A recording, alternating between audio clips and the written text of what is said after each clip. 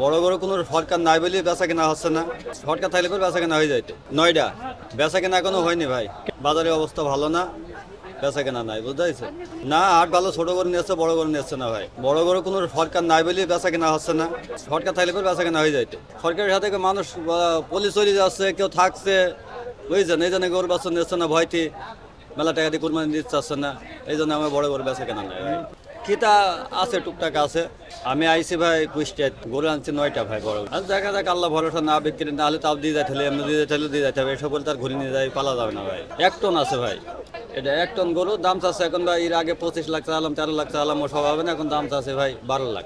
এখন নেবে না, খরিদ্দার নাই, কিতা নাই, ওই জন্য বেচার জন্য নিয়ে আইছি। দেখা যাক কি হয়, আল্লাহ ভরসা। গরু কিনতে আসছিলাম, ভালো গরু কিনবো, বড় বড় গরু কোরবানি দিব। 38টা, একটা না, কাস্টমার নাই, মানুষ না কয়, আমরা তো বেচতে পারি না। সরগরু দাম করে 200, তাহলে আমরা বেচতে পারবো? ক্রেতা ভালো আছে, কিন্তু 500 গরু 200 দাম বলে। দেখি আজকে চিন্তা ভাবনা করে দেখি, ঈদের বাসায় দিয়ে যাবো আজকে। ছোট গরুর চাহিদা বেশি, বড় গরুর কোনো চাহিদা নাই। বড় গরুর মানুষের কাছে টাকা নাই এখন। গরু কিনলাম কোরবানিতে, কোরবানি দেওয়ার জন্য। সুন্দর লাগছে গরু, ভালো। 2,25,000 শাসিল সহ। অনেক গরু দেখা হয়েছে, কিন্তু দেখার পর নেওয়া হয়েছে একটাই। মাশাআল্লাহ, সুন্দর, এমন ভালো লাগতেছে, নিজের কাছে ভালো লাগতেছে, কোরবানির জন্য দিছি।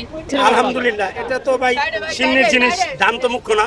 তারপরে 2,20,000, 2 পিস স্বাভাবিক, অত না খারাপ। অন্যবারের তুলনায় না, গেছেবার আর এইবার সেম আমার কাছে সেরকম। আলহামদুলিল্লাহ ভালো লাগছে, গরু কিনছি তাই ভালো লাগছে। গরু কোরবানি দিব আল্লাহ দিলে, অনেকগুলোই দিয়েছি না, টাকা দিলাম না তাই কিনে